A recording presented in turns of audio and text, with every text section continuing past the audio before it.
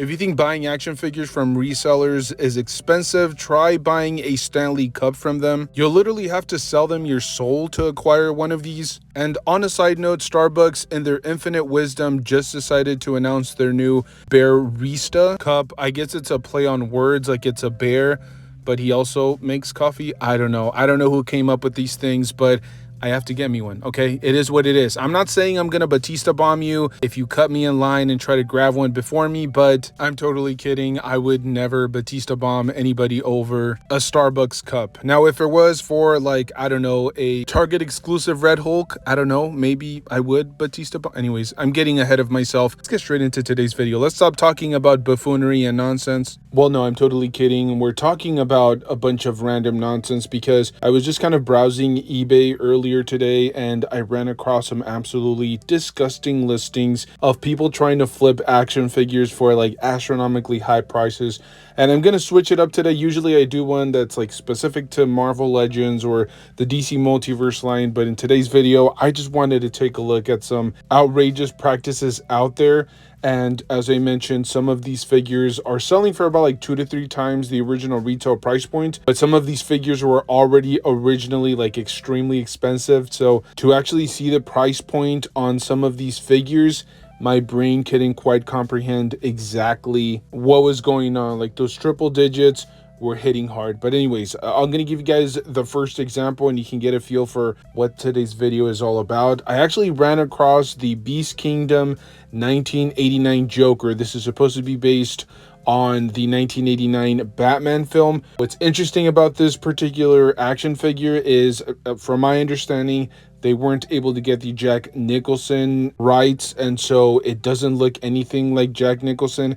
It's kind of what I think McFarlane is eventually going to have to do, where it's essentially just you like the body, the accessories, the cloth goods, everything is Jack Nicholson except for the head sculpt, and that's exactly what they did here. He does come with like a plethora of different really cool accessories that are deep cuts to the film, and then a ton of different hands, really good soft goods all around. Like the figure actually looks really well designed. Unfortunately, as I mentioned, it's not Jack Nicholson, so you know, if that bothers you, if it gets under your skin, this is definitely not an option for you. I'm not 100% sure if this is cheaper somewhere else. I'm just going off of the eBay listings, but most of the listings for this particular Joker, with taxes and shipping and everything included, they're going for about $300. Now, it really does depend on the figure. It depends on the soft goods. It depends on the accessories and the articulation all around. But Beast Kingdom collectibles usually are a little bit more expensive than like your counterparts at that size, whether it's like DC Multiverse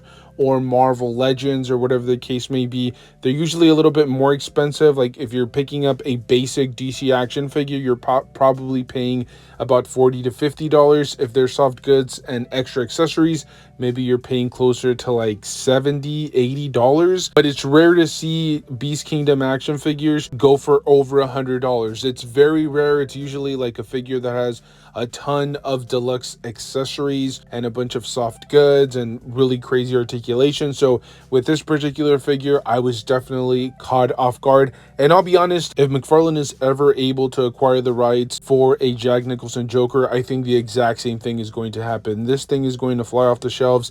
People are definitely going to pick it up, and the resellers are definitely going to hit it hard, because we just saw a perfect example of the Michael Keaton universe action figures where we got Catwoman, we got Keaton, we got Danny DeVito as the Penguin, and those figures are selling for like astronomically high prices. We actually just did a video of that not too long ago, and yes, I did just shamelessly plug my own channel, but if I don't do it, who else is gonna do it? But yeah, it's going for well over, like in some cases, well over $300. Something just isn't mathing correctly here. If you want a newer example, there's that Mezco 112 collectible Red Hood. I believe this was available right before NYCC for a very small window. Like there was a pre-order opportunity, but it sold out within like the first few minutes or the first couple of hours. And then eventually, if you wanted to pick it up in person, you actually had to be at the New York convention. Interestingly enough, this thing is already selling for well over twice the original retail. Now, Mezco figures are already pretty expensive. If you're looking to pick one up, like at the moment of this recording. Some of them are like low 100s to about like 150. If I'm not mistaken, this figure was going to retail for about like 130 to 140. But you even see, for example, the newest Hulk being offered at like 140 to 160 with taxes and everything. So it's absolutely ridiculous that this thing is already selling for about 350. Granted, we don't have a lot of great looking Red Hood action figures. Even the original McFarlane Red Hood, which is based on the Rebirth comic book, if I'm not mistaken, or the Rebirth era, or was it the New 52? I don't remember, but it was based on one of those appearances. That thing had like a ton of value for a long stretch of time. The figure was being resold for like sometimes $100. So I can definitely see why people are flocking to this version. It's 1/12 scale. It's closer to that 6-inch scale. Amazing articulation, amazing soft goods. I love the jacket. I love all the combat gear, a ton of different extra swappable hands, head sculpts, weaponry, accessories, things of that nature. This is kind of the end all Red Hood action figure if you have a 6-inch collection. And so, like I said, I definitely understand why people are going insane for this figure. Not to mention, it is one of those weird characters from the Batman family that has a ton, and I mean just a ton of fans out there. Like, the fan base is really big. They definitely support anything that Red Hood is in, and so it just doesn't make sense that manufacturers are very reluctant to go in and give us multiple different versions of the Red Hood. I think McFarlane has done an okay job. He's kind of given us multiple different versions of Red Hood. He did like the 3 Jokers Red Hood, he did the Rebirth Red Hood, and I think he did, if I'm not mistaken, a Gamerverse Red Hood. So we've definitely seen multiple different versions from him, but there are a lot of other manufacturers that I think could easily do the same thing and garner a ton of attention. So just to showcase how crazy people can get over collectibles, this thing is selling for about like $350 to $400. Next up, I did want to showcase a couple of different versions of Punisher from same thing, the 1/12 Mezco line. Interestingly enough, as I mentioned, this is, I guess, technically 2 separate releases. I personally have not been following Mezco long enough to tell you the difference between the two, but one of them I think is supposed to be from the year of 2018, and then the other one was supposed to be some sort of SDCC exclusive during the 2016 convention, something along those lines. I don't know. It's kind of difficult to be able to tell one from the other if you don't own either one of these, or if you haven't been collecting Mezco long enough. But I can definitely see that there's a ton of resale value with these. I think the original 2016 version, which I guess a lot of people refer to as the fully loaded Punisher, can reach prices of up to like $700 to about $750. Don't adjust your speaker, you heard that correctly. It's essentially like the payment for a new truck. $750 to like $800. Absolutely ridiculous. As I mentioned, it's also an older Mezco action figure. It's not even one of the new ones with like really good soft goods and articulation. It's definitely dated. I'm going to assume, like, if you were to compare it to a modern Mezco action figure, the newer one obviously would just completely blow it out of the water. So it's kind of interesting to see the resale value on that one. I guess most people just consider it to be like maybe the best looking Punisher figure ever. Now, the 2016 SDCC exclusive is selling for a little bit less. That one, if you're interested in picking up, is roughly about like $350 to $400. I'm going to assume it has less accessories, or it's a different version of Punisher, but still $400 for the 2016 version, and then the 2018 version, or the fully loaded one, is going to retail for almost twice as much, like about $750 to $800. It's funny because we've been talking so much about like Hasbro reissuing and re-releasing a lot of their OG action figures. I honestly feel like Mezco could definitely benefit from that tactic.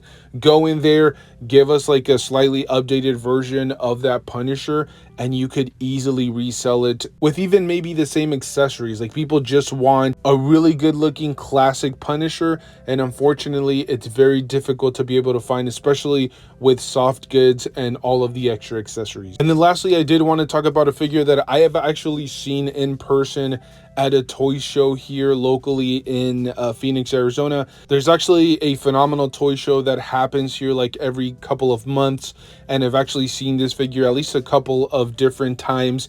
And yes, I can confirm that is usually the going rate for the Mafex 147 black suited Spider-Man. I don't know why people are in love with this figure. I'm not sure exactly why.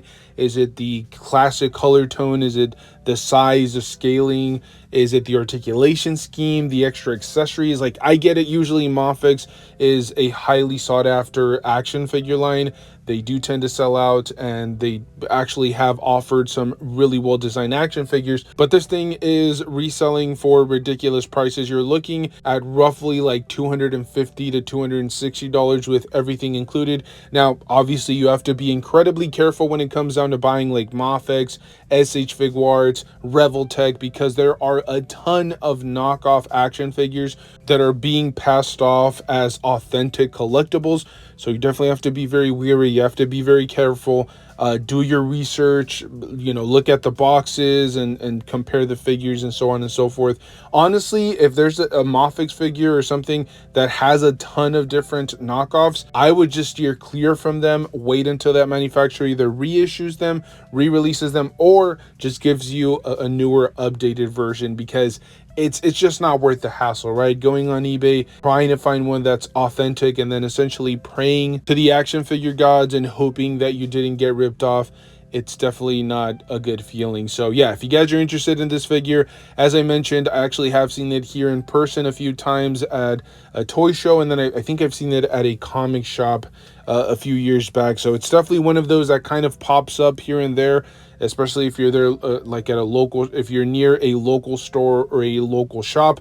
But if not, you can actually find it online. But there you guys have it. This was just kind of like a funsies type of video. I just thought we would go in there, check out what some of these figures are reselling for, because it's fun to see people panic. It's fun to see people wasting their hard-earned money on, just buffoonery like this. There are people out there that will always try to make a buck off of the community, and this is a prime example of that. I mean, some of these figures, $800 for an action figure that officially retailed for like, I don't know, a little bit over 100.